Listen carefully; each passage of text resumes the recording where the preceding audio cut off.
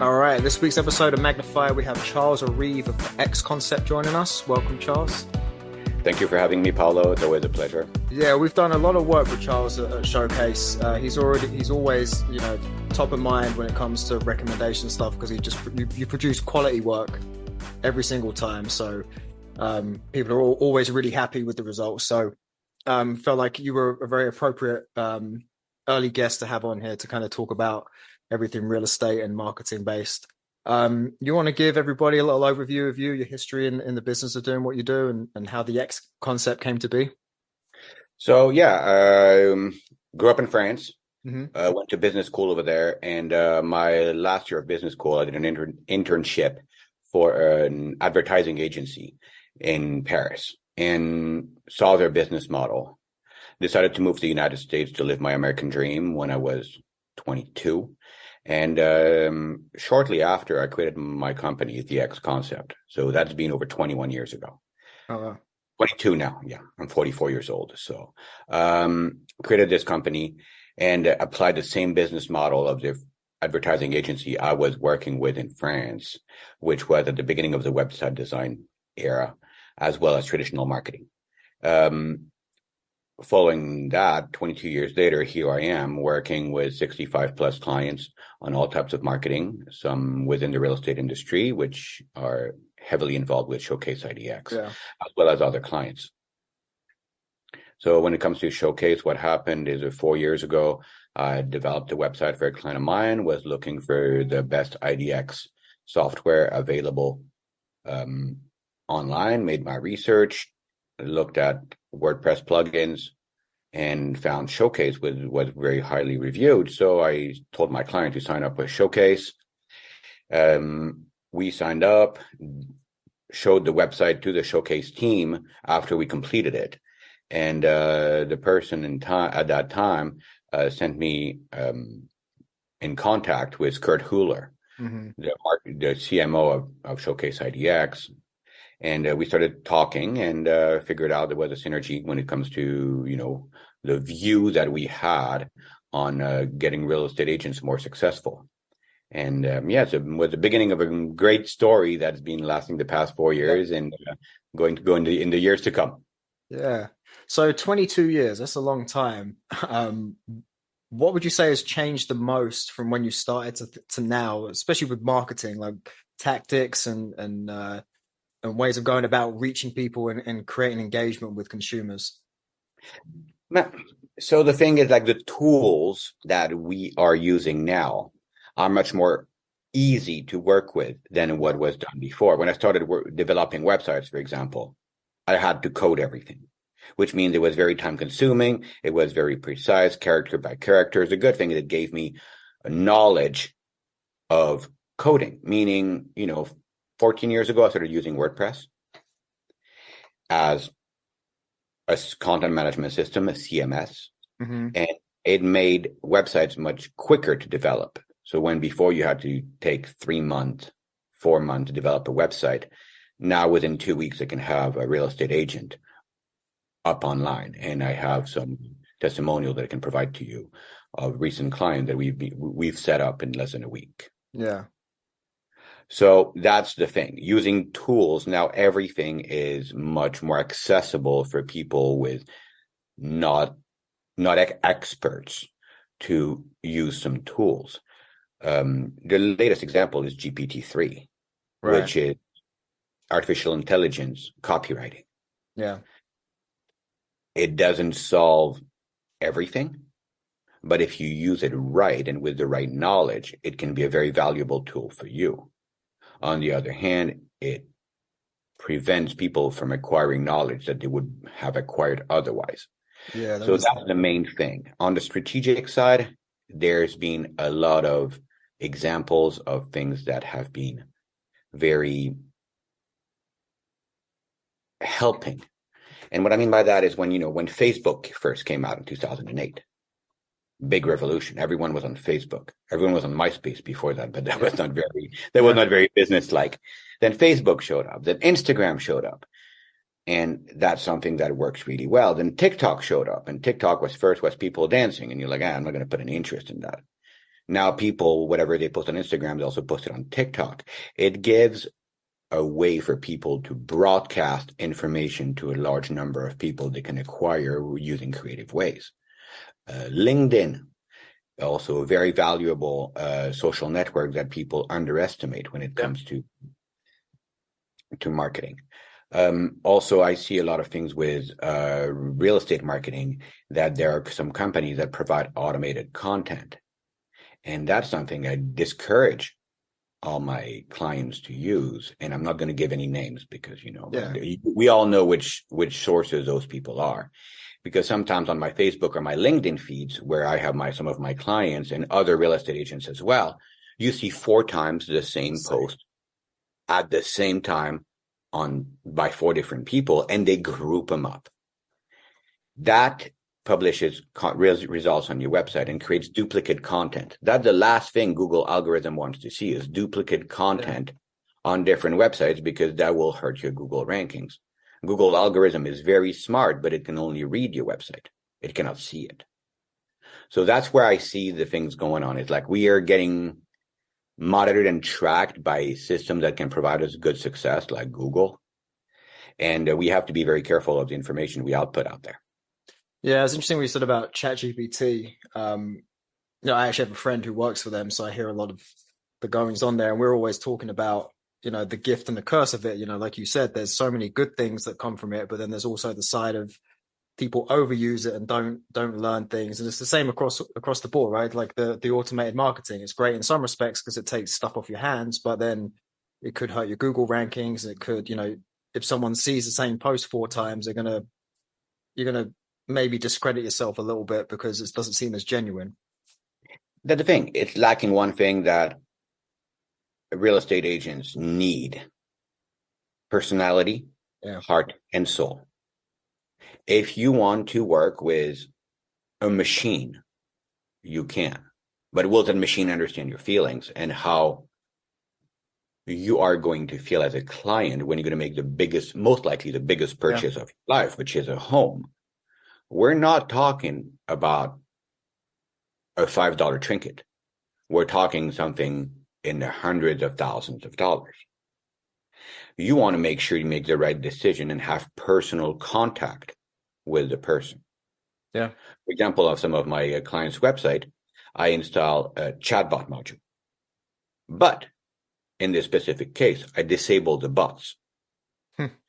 And that chat version goes directly on their cell phone. Someone wants to reach them, they do not have to pick up their phone. They just go and click on the chat feature, and they can text the real estate agent immediately, who will get a notification on their cell phone. That way you facilitate communication, but it's not with a bot. It's not with a machine. It is with the person that you are building a relationship with. So from the real estate agent side, it's great because they are able to have access to their clients very quick. And on the buyers or the seller's side, they are able to talk to a real person, not to a machine who will give them canned answers, because every single property, every single client, every single solution is different. You're trying to buy, I don't know, a candle. What does your candle smell like? Cedar, pepper, and jasmine. Okay, that's a canned answer because you have one product that's all said and done. Yeah. You're talking about a home, every single home or property is different. So that canned answer will be wrong 99.9% of the time. Yeah. So that's the personal touch is really key. Yeah. And that's what I focused my business on for the past 22 years is I'm being the single point of contact that every single client, for every single one of my clients. What I mean by that is all my clients have my cell phone number. Mm-hmm. They can always text me or call me for anything they need. And I'll be there for them, not having for them to go through different people within the organization who at the end of the day will take more time to resolve the question that they have. And also they cannot remember who they are in contact with. So giving them a personal touch and knowing that, that I'm involved in every single one of their businesses. So how do you help facilitate that through, I mean, you talked about the chat feature. Are there any other things you do in terms of the website design that helps get that personal touch across or that connection with people? Because I know that's quite hard on a website, but are there any ways you kind of help do that? So, yes, first of all, install Showcase IDX. That will give them the best results. That is number one thing. Check. Check. After that, making sure they talk about themselves. Yeah. You want to build a report. What happens? You're an avid golfer. You find a realtor that plays golf.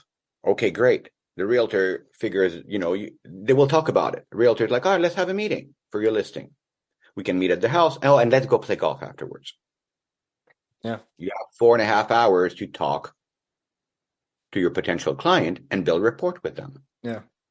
You have a dog that you love more than anything. Okay, cool. Your realtor photo can have your dog with you. People will build rapport one way or another. Yeah.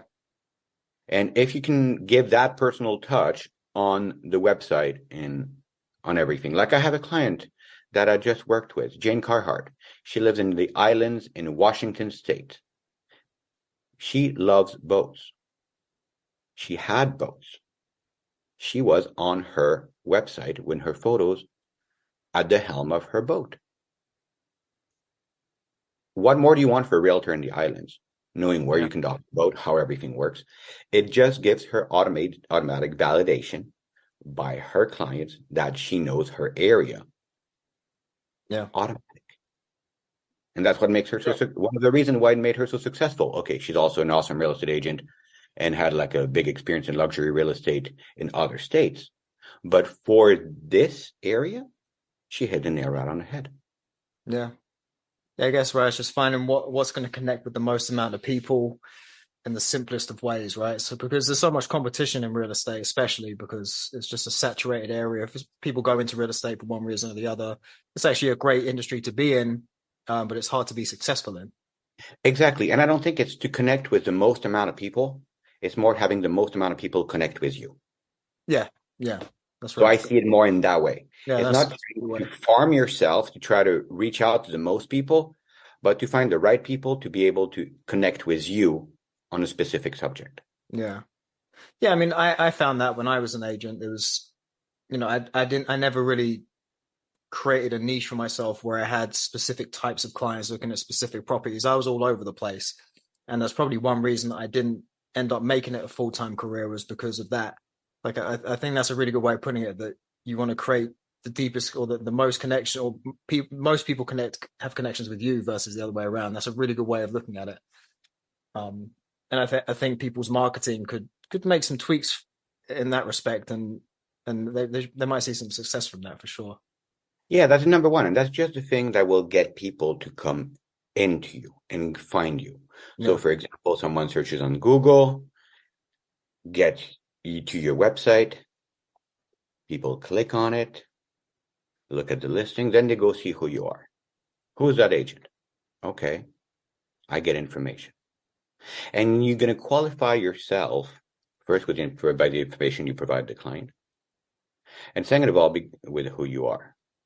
And the most important thing that I will see with people is being more than a local guide. You want them to be a hyper local guide. And I'm going to give you a very simple example. I live in a little city just north of San Diego, California, called La Jolla, which is like the nice part of San Diego, right by the coast and everything.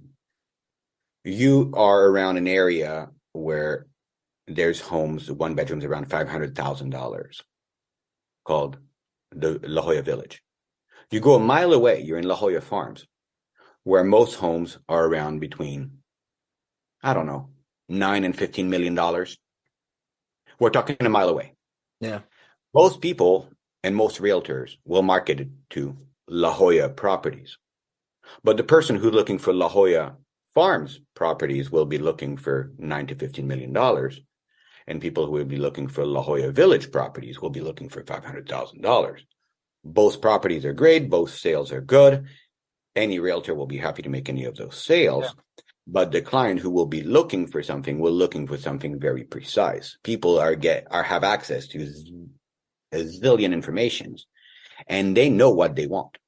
Yeah. And they know what they don't want.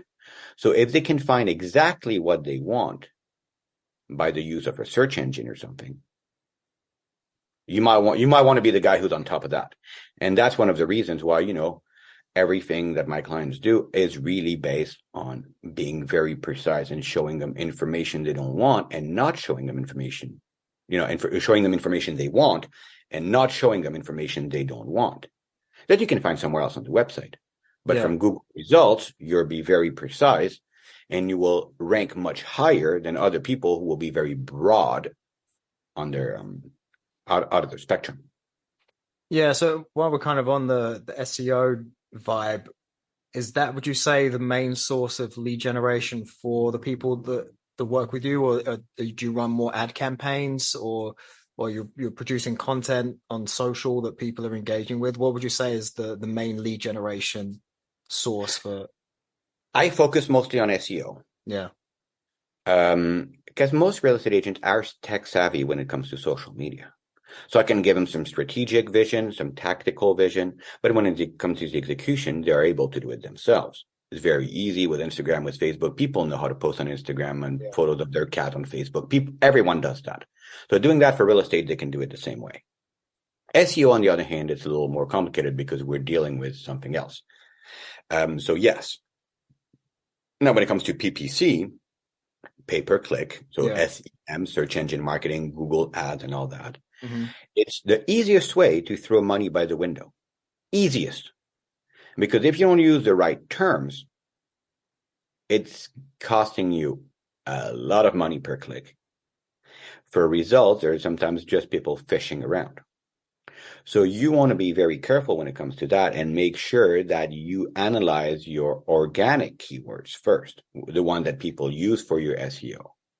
And you can see how many times you show up on impressions, how many clicks, your click-through ratio. And from there, if there's areas that you want to focus on, yes, now you can put some budget down there. But that's not going to happen over a month. You want to do monthly analysis. You want to go to the 6-month analysis and a yearly analysis and run through all that data. Let's put it this way, apart from people like me and, all my peers that do the same thing as I do, no one wants to do that because it's not exactly the most fun thing to do, but it's so useful. And I don't see an agent do it because, combing through pages and pages of CSV files that there's just text and numbers, it's boring. Yeah. Don't get me. But it's very useful. And if you do that the same way and work with the right person who has that knowledge and is able to come through that very quickly because of skill acquired over the years, then it makes it very effective. Now, if you do it wrong, all your marketing budget, just take it and put it in a trash can. It's the exact same way. It won't bring you anything. Yeah. And I guess it's that inbound versus outbound. You've got people that find you when it comes to SEO versus you're going out and finding people. And I used to pay for leads essentially. I'd pay companies to go and run Facebook ads and they'd get me buyer leads and things like that. Nothing ever came of them. And it doesn't matter how good your follow-up is sometimes. It's just they clicked on something and thought they were getting their home value, but instead they're getting me at the other ends trying to sell them houses and things like that. Versus if they find you, they're obviously already looking for something. Yes. And looking for your home value is always a good thing. That you're able to create leads through that. And Showcase has very good systems. There are other systems out there, but Showcase has a good system. So that's already integrated. So you don't have to add anything on top. And that will be something good for people. If someone is looking for their home value, there's two things. They either want to sell it or they want to refinance. Yeah. So you have one shot out of two to be able to grab that lead and be like, hey, trying to sell it or trying to refinance? What's going on? Yeah. And then you get a conversation with them. From then on, they become a qualified lead if they reply to your message. Yeah. If they just want to like, oh no, I'm just looking around. All right, cool. No worries. I have other like warmer leads than you. But that gives you something where you have lead nurturing. Meaning if the person is trying to refinance and with the mortgages the way they are right now, that's the last thing they want to do. They might want to sell their home and downsize because the kids have moved out or upsize because they have kids on the way. or they want to change area. Yeah. And you were able to start a connection with them. And that's like lead nurturing, because you will be able to communicate with them on a kind of a broader view, which, more like by email campaigns. And you don't want to push sales on them. You don't want to push anything because you don't know what they want yet. Yeah. So you can give them more of a wide type of content that, like blog articles that you wrote about your area, things to do, market trends, but market trends with a personal touch. You don't want to send them like, Yes. automated. You want to be like, very, very niche. You want to start hitting different niches. And then you go back to your email marketing software and you look who clicked on what they did, what their engagement is. And from there, you may give them a call. Yeah. Like, hi, Paolo, how are you? I saw you, you read that. What do you think? Is that value raised translating in your home? Have you had people making offers on it, even if it's not on the market? Oh, then you might want to list it. Okay. Yeah. And you engage the conversation and you're already going down your sales cycle. Yeah. Yeah, it's funny. I used to do I'd make videos with the market reports. So there was, people would see my face, hear my voice. I'd cringe at the green screen graphics I was using when I did them, but that's, like you said, just a little personal touch. So do you actually spend time working on the follow-up with clients, or do you just do the market, like the initial attention grab and then let the agent do the follow-up? Yes, most likely the agent does the follow-up because they don't want to talk to me. Because Yeah. first of all, I'm not an agent. Well, not in terms of you talking to the customer, but are you helping the agents do it? Because the way you're talking, it sounds like you know what you're talking about. You know the right things to do. I helped a few of them. Yeah. Now the whole thing for them is budget. Right. You always get what you pay for. And I got to say, I'm not cheap. Yeah. So I would rather train them on how to do it themselves so they don't have to use me. So everything we do is when for example, I help them when they want to create content on their website. If they have even basic computer knowledge, I will show them the back end of the website, how they can write a blog post, the best practices. And we will do that just like we're doing right now on Zoom. Yeah. Because I work with agents all around the country. And from there, we will do a share screen. And on that share screen video, they will have full control of their screen. And I will tell them exactly where they need to click, what they need to do, and everything. And just like this podcast, everything will be recorded. So whenever they want to do it again, they can watch the video if they forgot how to do it. And sometimes, the frequency per Google algorithm. And that's what I tell my clients. And I'm going to ask you the same question. You're a married man, right? Who, me? No, not anymore. Not anymore. I was. Oh, my bad. Yeah. So imagine the thing. Sorry about that. It's a dating thing, for example. When you start dating someone, you text them every morning to say good morning. You text them every night to say good night. You text them a little bit in the meantime. But imagine if someone is texting you 45 times in one day, and then you don't hear from them for 3 weeks. Yeah. A little bit of a red flag. That's what Google algorithm sees. If you go with regularity, that thing will push you to the right steps.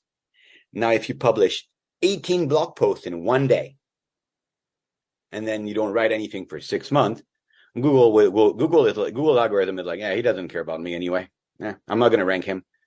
And that's where the regularity comes in on your content marketing. So I will train them with all this. Yeah. I will give them, some inside real estate marketing and outside real estate marketing experience when it comes to sales cycles, when it comes to follow-up, when it comes to nurturing, when it comes to that. But mostly those people, the people I deal with, have been agents for a while. They know that part because they were able to do it without technology. I just bring technology into their life. Yeah. So on the SEO, it's kind of a two-part question. I'm asking this knowing how the mind of an agent would think. One, just some basic minimal things you should be doing to enhance your SEO. I mean, you mentioned blog posts, things like that. And then two, if you can, put a time frame on, if you're doing these steps, when should you or could you expect to see some kind of results from it? Because we know SEO does take a while. Yes. So I'm going to get you on a few things. First of all, you will never hear me say the word should. Mm-hmm. because things will happen or they will not, but it's not that they should happen. If you put the work, they will show up, but there's not a should. Yeah. So I see it that way, that the more content you output, the quicker your SEO will grow within the regularity, within, having the right subjects, the right content, the right practices. It can start picking up quite quick if you put the work behind it. And by that, what I mean by quite quick, and you will start getting results immediately. And it's the thing is, it's out about, the slope of the curve you want to do. If you can do one post a month, one post every 2 weeks, one post every week, then you might plateau because you're doing with something that is local, that is regional. And if you're getting a zillion leads for your real estate services in an area that is 8 hours from where you live, might not be worth it. So I'm saying you go for geolocation. People will look within 25 miles of where you're located. That's number one. Yeah. Number two, output the right content that is talking to your clients. 3, the regularity. And 4, I want to say, try to be as niche and precise as you can be, because that will keep everything, getting a broader spectrum on those niches. Yeah. And when it comes to SEO and compared to pay-per-click, I want to say that pay-per-click is like filling a vase. Do you have a faucet, you turn it on. Water comes up. You stop. Pay-per-click, when you cancel your Google budget, turn off the faucet. Nothing else happens. SEO is like building a fire. Put a few logs to start with. Fire starts burning a little bit. Keep putting more logs. Your fire will always be burning. And that doesn't cost you much. And at the end of the day, when SEO is implemented within the algorithm, it can keep growing, or it can stay pretty much the way it is. Sometimes it can go down a little bit depending on, activity and seasonality. Yeah. But it will always be there. While your pay-per-click, it might be lower on the page, but it will still be there because the content is active.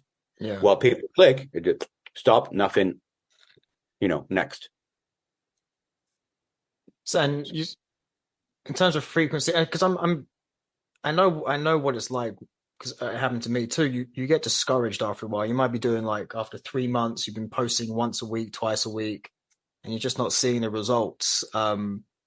Is that because it just takes that long, or do you think if that's a situation that they're just not writing the right things, the content they're creating is just not hitting the right marks? But it's not only that, there's something with this, number one, and the quality of content is one thing. And the second thing is how you are linked to the Google algorithm.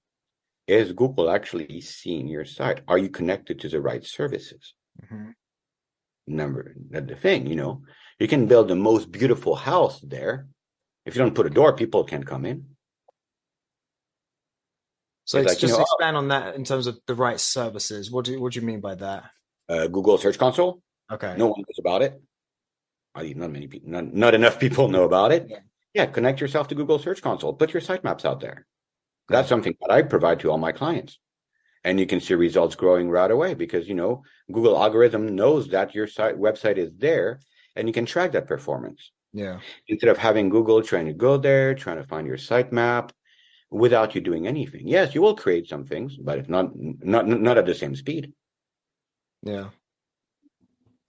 Nice. I mean, that kind of leads me on to my next line of question was, so that's obviously a mistake that people make when they have a business or they're a real estate agent, that they're not connecting their site to GSC.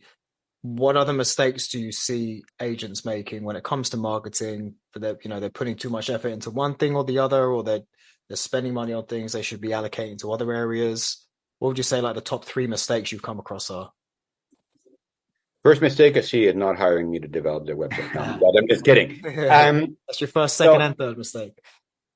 I don't think agents make mistakes. Interesting. Because they do what they feel right, what they feel is right. Yeah.